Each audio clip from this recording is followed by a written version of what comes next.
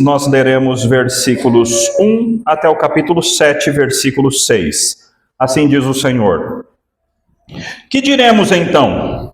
Continuaremos no pecado para que a graça aumente ainda mais? De modo nenhum. Como viveremos ainda no pecado, nós que já morremos para ele? Ou será que vocês ignoram que todos nós que fomos batizados em Cristo Jesus, fomos batizados na sua morte? Fomos sepultados com ele na morte pelo batismo, para que, como Cristo foi ressuscitado dentre os mortos pela glória do Pai, assim também nós andemos em novidade de vida.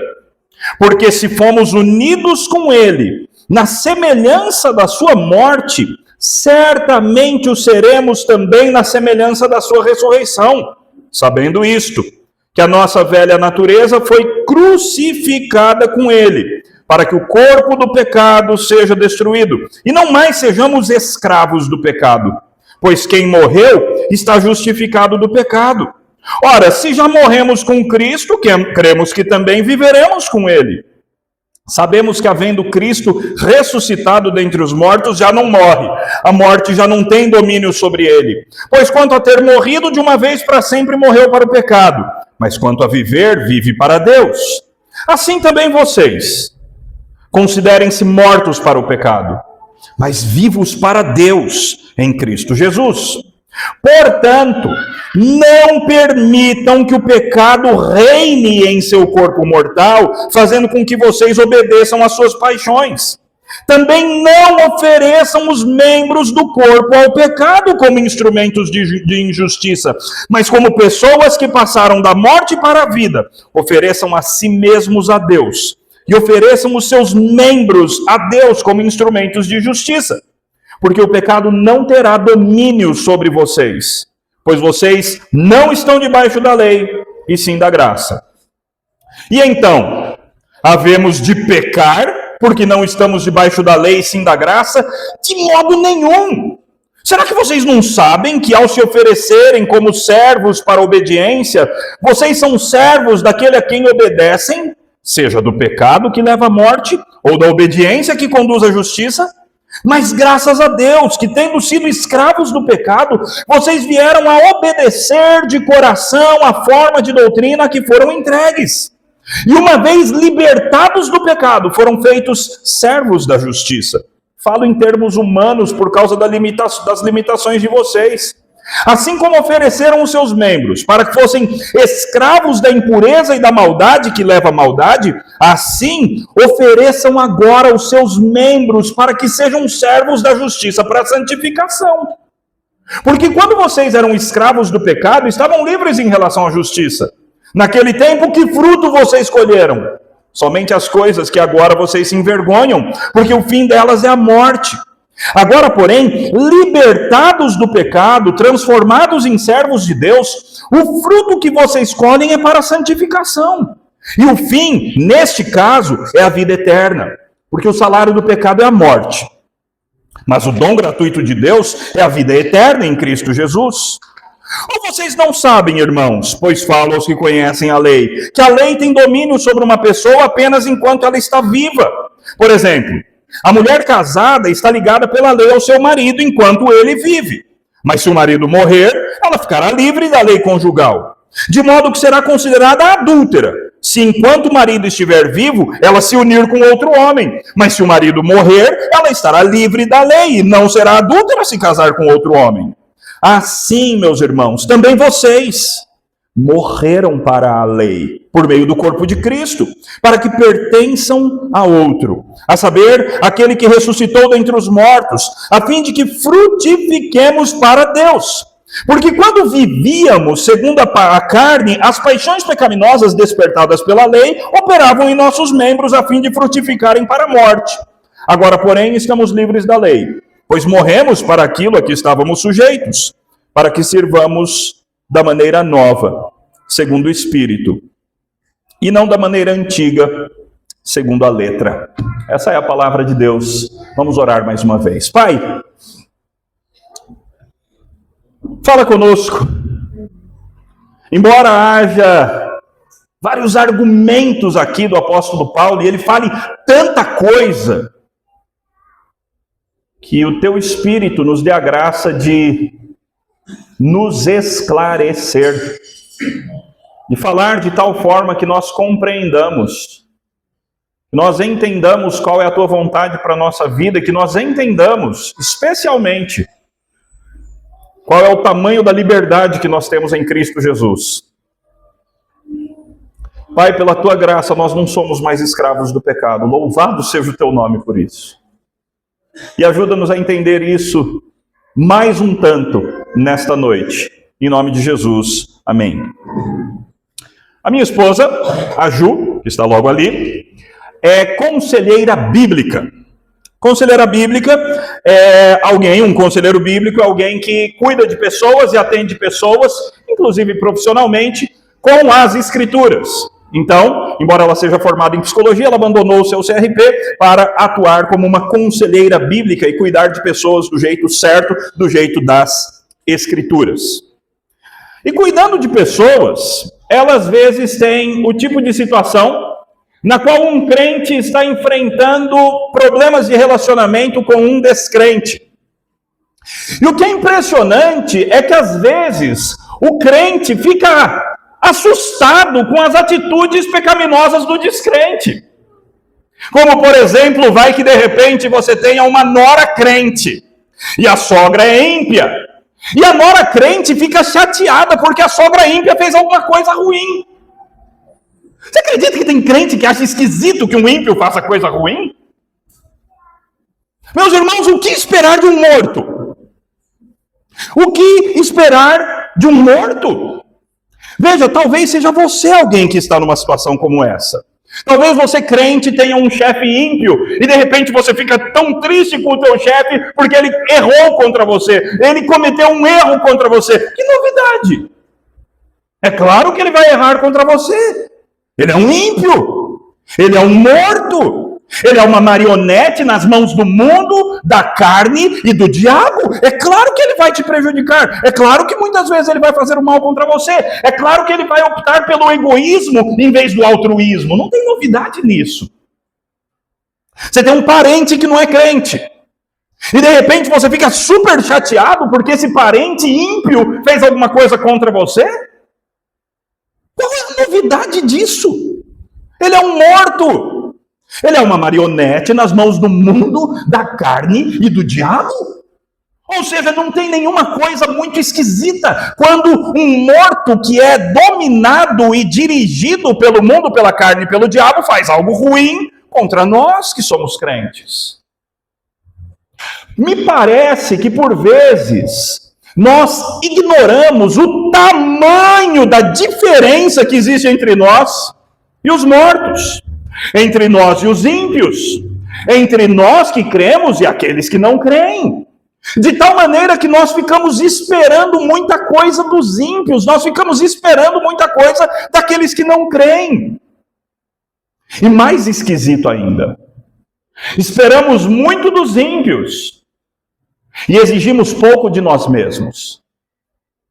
Às vezes ficamos dando desculpas para nós mesmos em relação ao nosso pecado, como se nós fôssemos os escravos do pecado. Irmãos, nós não somos. Você, mulher cristã, tem tudo o que você precisa para não pecar contra a sua sogra, contra a sua nora. Você, homem cristão, tem tudo o que você precisa para ser submisso ao teu chefe, mesmo sendo ele um ímpio que faz o mal contra você. Você, jovem cristão, tem tudo o que você precisa para não ser uma marionete nas mãos da pornografia.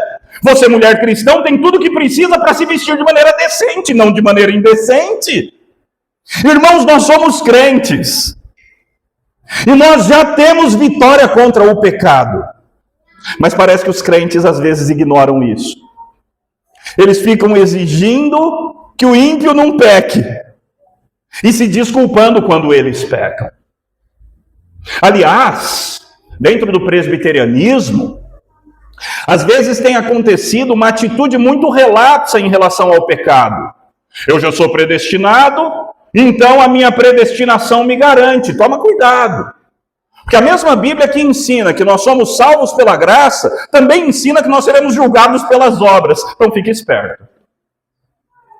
Porque nós seremos julgados pelas nossas obras, as quais Deus de antemão preparou para que andássemos nelas.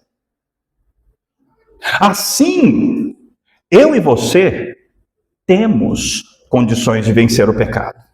E esse é o assunto do nosso texto.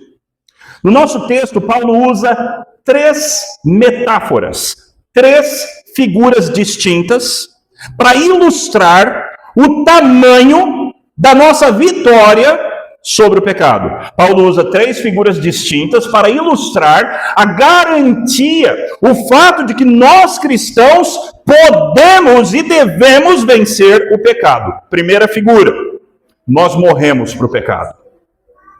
Segunda figura, nós fomos alforriados do pecado. Nós éramos escravos do pecado, mas nós fomos comprados por um novo Senhor. Terceira figura, porque nós morremos, nós deixamos o pecado viúvo. Nós não estamos mais casados com o pecado. Então essa é a situação do ímpio. O ímpio está morto para Deus e vivo para o pecado. O ímpio é escravo do pecado. O ímpio é casado com o pecado e os frutos que aparecem na barriga grande do ímpio, da gravidez, são frutos do pecado, porque é o pecado quem gera frutos no ímpio. Essa é a metáfora que Paulo usa. Mas nós somos diferentes. Nós morremos para o pecado e vivemos para Cristo. Nós fomos alforriados do pecado e escravizados por Cristo. Nós fomos, quando mortos, deixamos o pecado viúvo e nos casamos com Cristo. Essas são as 3 metáforas que Paulo desenvolve no nosso texto. Antes, no entanto, de Paulo chegar nesse ponto em Romanos, Paulo já falou muita coisa, evidentemente. Assim, lá no capítulo 1, versículo 18, até o capítulo 3, versículo 20, Paulo falou a respeito de qual é a situação dos ímpios. Os ímpios estão em pecado. Os ímpios são indesculpáveis, porque eles não agradecem a Deus, eles não glorificam a Deus, eles não seguem a lei de Deus, e por isso eles serão duramente punidos. É aquele texto onde Paulo, de repente, conclui e diz, não há justo. Nenhum sequer, não há quem entenda, não há quem busque a Deus, todos se extraviaram, algumas se fizeram inúteis, não há ninguém que preste. É quando Paulo desenvolve a doutrina da depravação total dos homens, que é uma doutrina que se aplica aos ímpios. O crente tem uma nova vida. E é essa nova vida que Paulo começa a desenvolver a partir do capítulo 3, versículo 21, onde Paulo diz, mas agora, sem lei, a justiça de Deus se manifestou, sendo testemunhada pela lei e pelos profetas. Justiça de Deus mediante a fé. Agora nós somos transformados pela fé.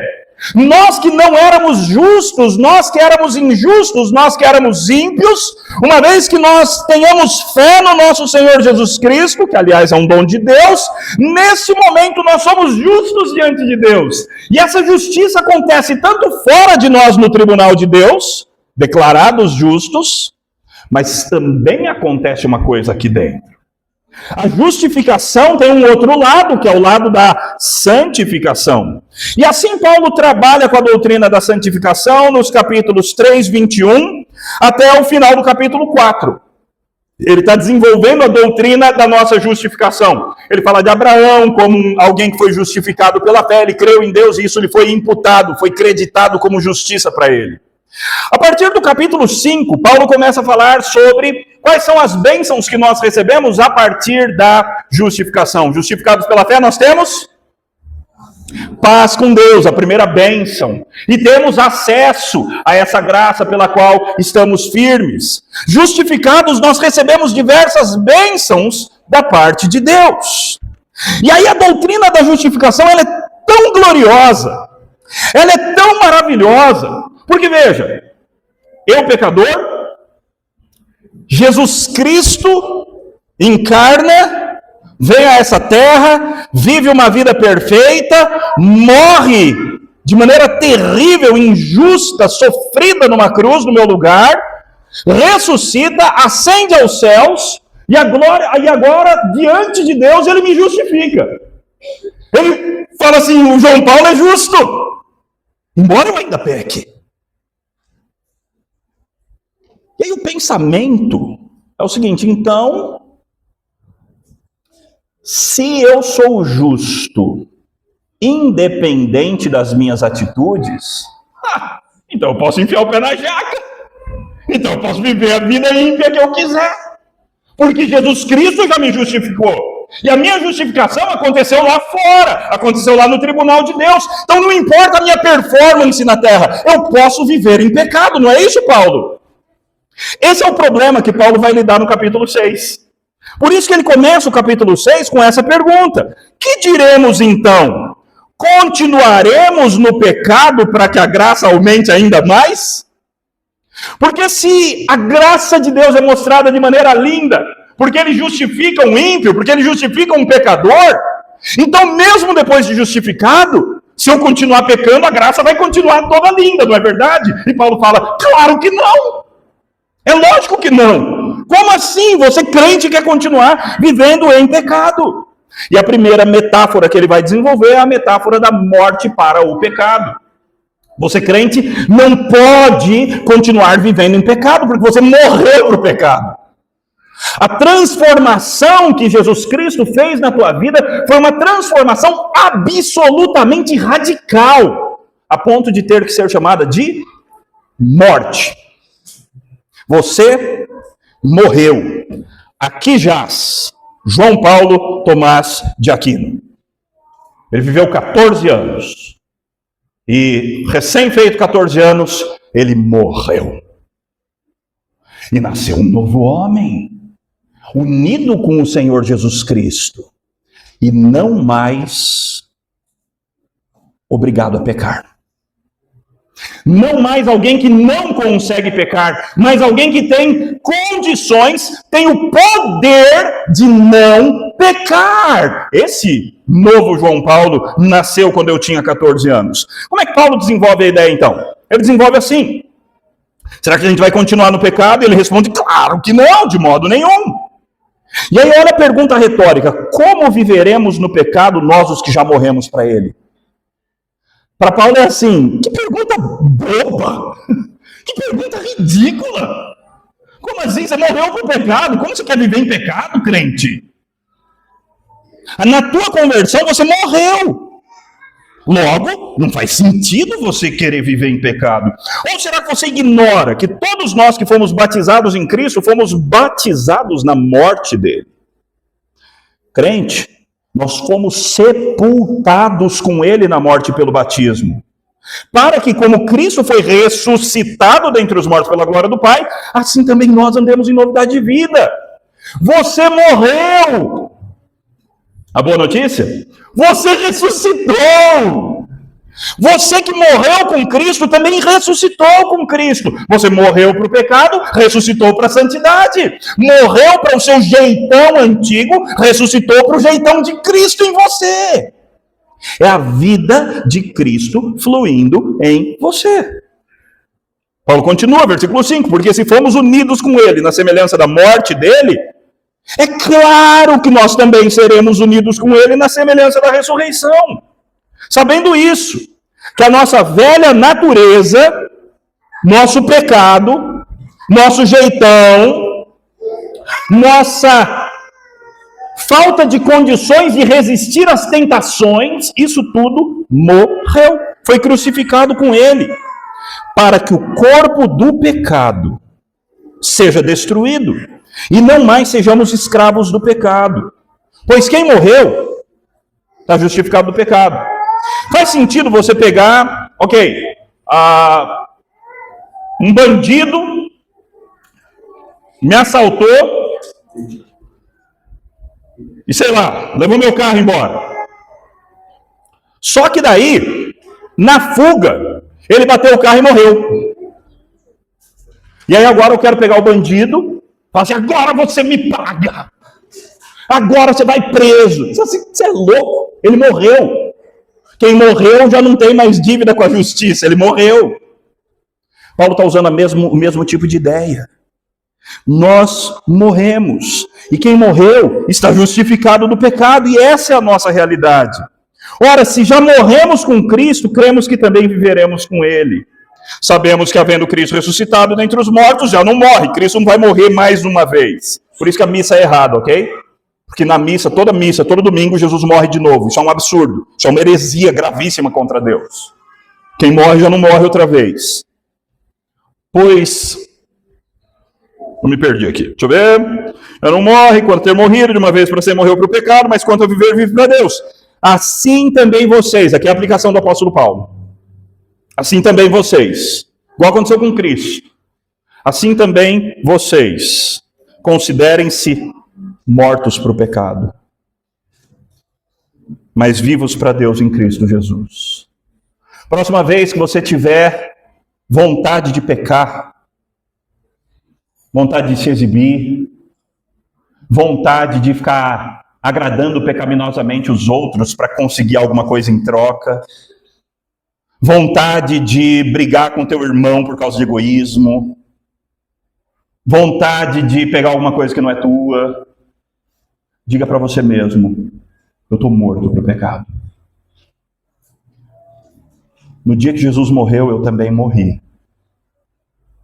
No dia que ele ressuscitou, eu também ressuscitei para uma nova vida. Considerem a si mesmos mortos para o pecado. Olha como Paulo aplica isso a partir do versículo 12. Portanto, não permitam que o pecado reine no corpo mortal de vocês, fazendo com que vocês obedeçam às suas paixões. Se tem algum varão aqui que está escravizado pela pornografia, entenda, varão, que você está, não é porque você é fraco, não é porque você não tem condições de vencer esse mal. Deus já quebrou as suas algemas de qualquer pecado. Se você está nessa lama, é porque você quer. Porque o que o texto deixa claro é que nós já temos tudo o de que precisamos, a fim de que nós consigamos não permitir que o pecado reine em nosso corpo mortal, fazendo com que obedeçamos às suas paixões. Se você explode e fica extremamente irada, gritando e vociferando e quebrando coisas, quem sabe, é porque você quer. Você faz isso porque você gosta, porque você quer, porque você está levando alguma coisa em troca. Não é porque o evangelho já não te deu força para vencer esse mal, essa tentação. Se você vive como um carente, passando pires de amor para todo mundo, olha para mim, me valoriza, por favor, fala que eu sou importante. Se você é um carente que não tem sentido plenitude em Cristo Jesus, é porque você quer. Porque o evangelho já te deu todas as condições para não viver em pecado, agradando tudo e todos para ver se recebe alguma coisa em troca e se vê algum valor em você mesmo. Irmãos, Cristo quebrou nossas algemas em relação ao pecado. Portanto, não permitam que o pecado reine no corpo mortal de vocês, fazendo com que vocês obedeçam às paixões do pecado. Também não ofereçam os membros do corpo ao pecado. Está oferecendo algum membro do teu corpo ao pecado? Quais? Tua língua? Teus olhos? Tuas pernas? Está indo onde não deve? Está acessando o que não deve? Está assistindo o que não deve? Quais membros do seu corpo você tem sacrificado no altar do pecado? O apóstolo Paulo nos chama e nos diz: não ofereça os membros do corpo ao pecado, como se os membros do seu corpo, crente, fossem instrumentos de injustiça, mas como pessoas que já passaram da morte para a vida, porque essa é a nossa realidade. Nós já passamos da morte para a vida. Então, como pessoas que já passaram da morte para a vida, ofereçam a si mesmos a Deus. E os membros do seu corpo, a Deus. Seus olhos têm que ser para Deus. Suas mãos têm que ser mãos santas elevadas aos céus em oração. Mãos para Deus. Seus pés, seu pensamento, o seu corpo, tudo é para Deus. E é a Ele que nós devemos oferecer os membros do nosso corpo. Por quê? Porque a gente pode. A gente é diferente de quem é ímpio. O ímpio, gente, falar isso para um ímpio é a mesma coisa que eu pedir para essa parede fazer alguma coisa. Ó, sai correndo, vai lá para a esquina. A parede vai ficar aí. Ela é inanimada, ela é morta. Então, se eu peço isso para o ímpio, não adianta. O ímpio está morto em delitos e pecados. Mas você não está. Você foi ressuscitado, foi tirado da morte para a vida. Então, você pode não oferecer os seus membros para o pecado. Porque o pecado não terá domínio sobre vocês, porque vocês não estão debaixo da lei, sim da graça. Tem crente que usa a graça como uma desculpa para pecar. Paulo usa a graça como a grande razão pela qual a gente tem condições de não pecar. É exatamente por causa da graça que a gente consegue, quando vem a grande tentação nos seduzir, a gente diz não. Porque eu tenho muita graça. Porque eu recebi graça demais. Então eu posso dizer não ao pecado. A partir do versículo 15, Paulo muda a metáfora. E a metáfora que era, nós somos mortos para o pecado e fomos ressuscitados para a justiça, ressuscitados para Cristo. A partir do versículo 15, ele muda a metáfora. E agora a metáfora é a metáfora da escravidão. Infelizmente, os tradutores fazem uma coisa que é muito ruim aqui. Enquanto existe só uma palavra grega que é usada nesse trecho para falar sobre escravo do pecado e escravo de Deus, os tradutores eles acham a palavra escravidão muito pesada.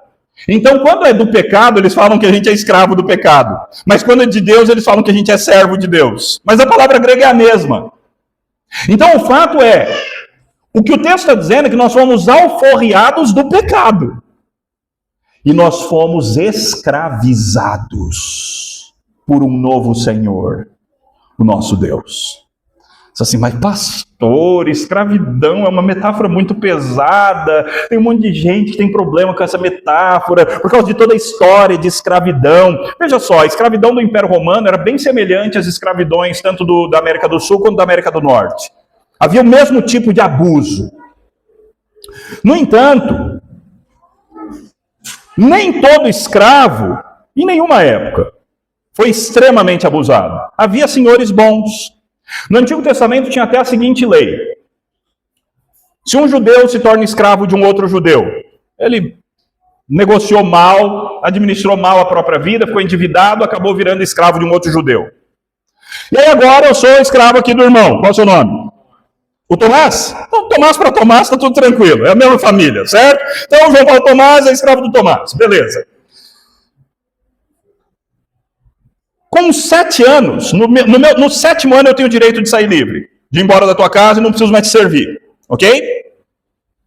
Só que imagina que quando chega no 6º ano, eu falo assim, o Tomás é um senhor tão bom para mim. Tomás me dá minha comida, ele cuida bem de mim, cuida bem da minha família, ele trata de maneira muito respeitosa a minha esposa, as minhas filhas, os meus filhos. Ele é um senhor tão bom. E quer saber, eu sou um péssimo administrador da minha própria vida. Acho que eu quero continuar sendo escravo do Tomás. Tomás, posso continuar sendo seu escravo? O Tomás falaria, tudo bem. Aí ele me levaria ali na porta, pegaria uma espécie de brinco e furaria minha orelha com esse brinco ali na porta. Ele usaria o batente da porta para furar minha orelha. E a partir desse momento eu seria escravo para sempre do Tomás. Isso era feito por amor. Ou seja, nem toda escravidão é ruim. Escravidão não é uma instituição intrinsecamente má, ainda que isso seja um baita problema. Por aí, se eu disser isso, eu vou ser apedrejado. Ainda bem que eu sou preto, eu tenho lugar de fala. Paulo usa a escravidão aqui de maneira altamente positiva. Ele diz o seguinte, então. E então, havemos de pecar porque não estamos debaixo da lei sem da graça? De modo nenhum! Será que vocês não sabem que ao se oferecerem como, me permitam, escravos, porque essa é a palavra grega, escravos para a obediência, vocês são escravos daquele a quem obedecem, seja do pecado que leva à morte, ou da obediência que conduz à justiça? Então entenda, você vai ser sempre escravo. Ou escravo do pecado, ou escravo da justiça. No entanto, o crente necessariamente é escravo da justiça, porque Cristo fez essa obra no crente. Então, se existe um crente que é escravo do pecado, é porque ele não é crente. Não é crente. Ou está numa fase, numa crise espiritual, está assim na lama, precisa ser disciplinado para poder entender que a vida não é assim. Paulo continua, mas graças a Deus, versículo 17 de Romanos 6, graças a Deus que tendo sido escravos do pecado, vocês vieram a obedecer de coração a forma de doutrina que foram entregues. Vocês eram escravos do pecado, mas vocês foram transformados e agora vocês obedecem uma outra coisa. E uma vez libertados do pecado, alforriados do pecado, foram feitos escravos da justiça. É assim que teria que ter sido traduzido o texto. Ou seja, nós não fomos libertados para não sermos escravos de ninguém. Nós fomos libertados da nossa escravidão ao pecado.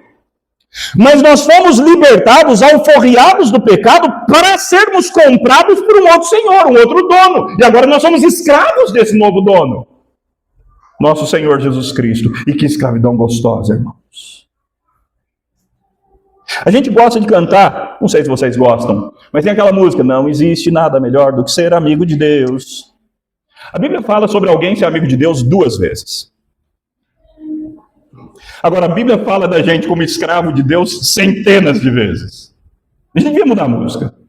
Não existe nada melhor do que ser escravo de Deus. Porque é isso que nós somos. Essa é a bênção, privilégio e honra que o Evangelho conquistou para nós. Sermos escravos de Deus, escravos de Cristo, escravos da justiça. Vocês eram escravos do pecado, mas agora são escravos da justiça.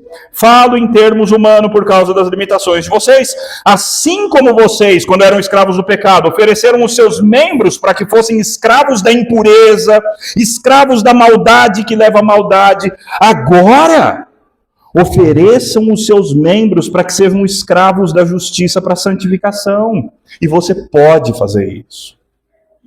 Você não é mais escravo do pecado.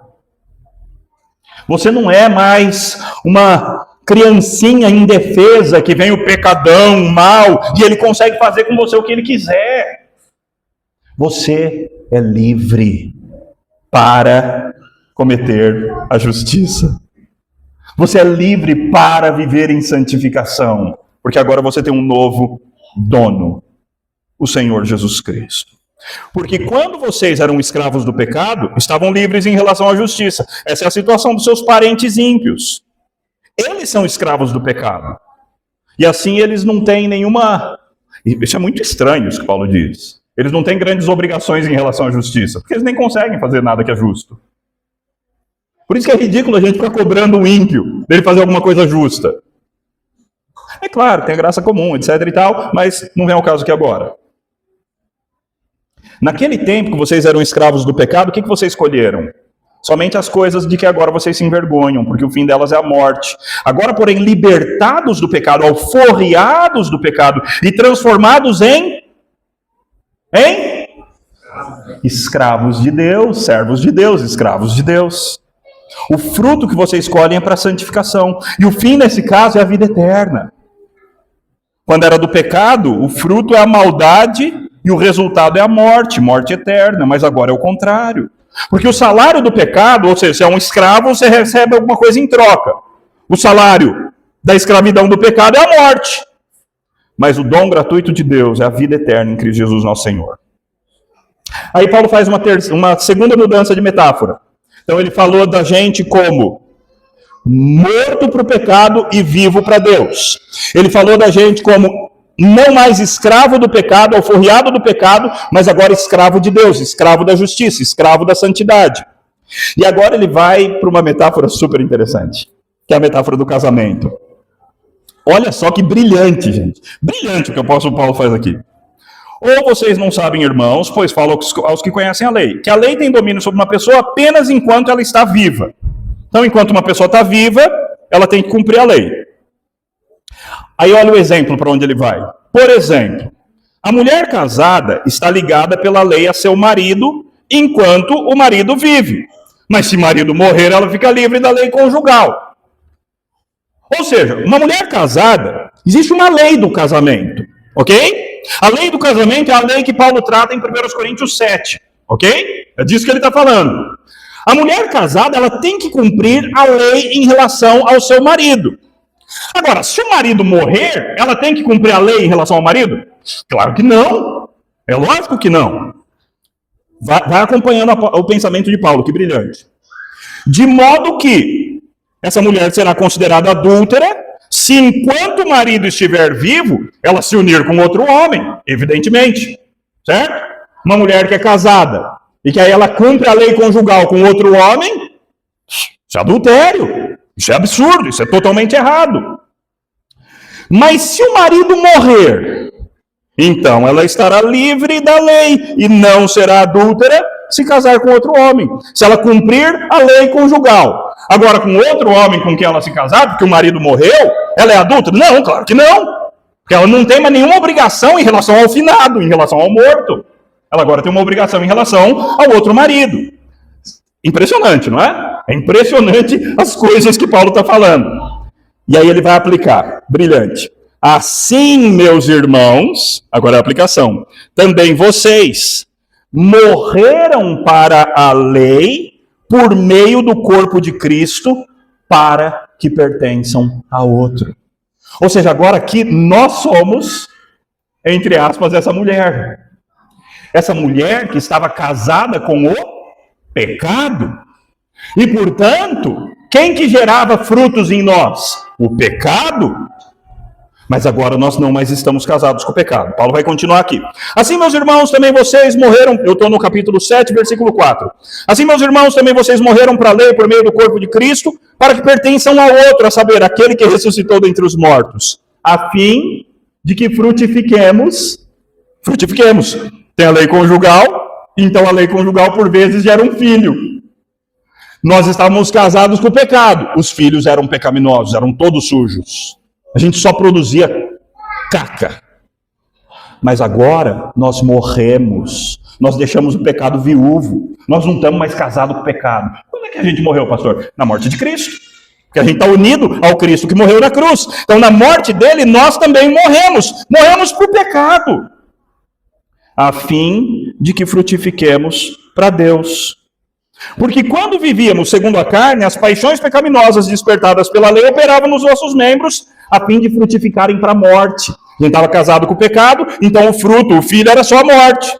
Mas agora estamos casados com Deus. Então o fruto são os frutos que agradam a Deus. Agora, porém, estamos livres da lei, pois morremos para aquilo a que estávamos sujeitos, para que sirvamos de maneira nova, segundo o Espírito, e não da maneira antiga, segundo a letra. Assim, meus irmãos, deixa eu tomar uma aguinha aqui.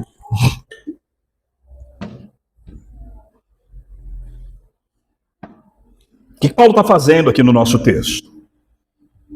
Ele está inoculando um vírus terrível e letal, que está muito comum entre presbiterianos, que é o vírus da graça barata.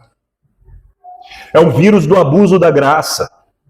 É o vírus daquilo que Judas, na sua epístola, chama de transformar a graça de Deus em libertinagem.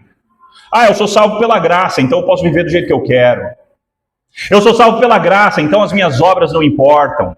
Eu sou salvo pela graça, então eu posso vestir do jeito que eu quiser. Eu sou salvo pela graça, então eu posso usar meus olhos do jeito que eu quiser. Eu sou salvo pela graça, então eu posso ser egoísta, eu posso ser orgulhoso, eu posso maltratar minha esposa, eu posso fazer o mal, porque eu sou salvo pela graça. E o apóstolo Paulo diz, é claro que não. Número 1, você morreu para o pecado e viveu para Deus. Número 2, você foi alforriado do pecado e você agora é escravo de Deus. Número 3, você era casado com o pecado, mas você morreu. E agora o pecado está viúvo. E você renasceu agora para Deus e para a justiça de Deus. Então nunca mais, meu irmão e minha irmã, use desculpa em relação ao seu pecado. Porque a obra de Cristo é grande demais, linda demais, maravilhosa demais, para você diminuí-la ao dizer, mas eu não consigo. Não é que você não consegue, você não quer. Você não quer. Porque tudo o que Deus tinha que fazer para te dar liberdade do pecado, Ele já fez. Então, eu termino com a aplicação de Paulo. Não permitam que o pecado reine em seu corpo mortal, fazendo com que você obedeça às suas paixões. Viva para a santidade, viva para a justiça, viva como um crente de verdade. Porque você não está debaixo da lei, e sim da graça. Vamos orar. Pai querido, obrigado por essa liberdade maravilhosa que nós temos. A liberdade de sermos escravos de Deus. A liberdade de sermos noiva de Cristo. A liberdade de sermos vivos para a justiça e mortos para o pecado. Pai, se existe algum servo teu, alguma filha tua aqui nesta noite, que tem tido grande luta, grande dificuldade na sua luta contra o pecado, que por meio da tua palavra, o teu Espírito mostre a realidade e aplique a realidade da grande liberdade que nós temos em Cristo Jesus, para não mais sermos escravos do pecado, não mais sermos casados com o pecado, não mais estarmos vivos para o pecado. Mas que a nossa vida, as nossas atitudes, as nossas mãos, os nossos pés, os nossos membros todos do corpo, reflitam morte para o pecado e vida para Deus. Liberdade do pecado e escravidão para Deus. Não mais um casamento com o pecado, mas um casamento com Deus. E que assim, ó Pai, cheios dessa liberdade gloriosa, nós vivamos vidas santas, que agradem o Senhor. Que seja assim para a glória do Teu nome e por causa da obra maravilhosa do Senhor Jesus Cristo, em quem nós morremos e em quem nós ressuscitamos para a justiça. No nome dele, amém.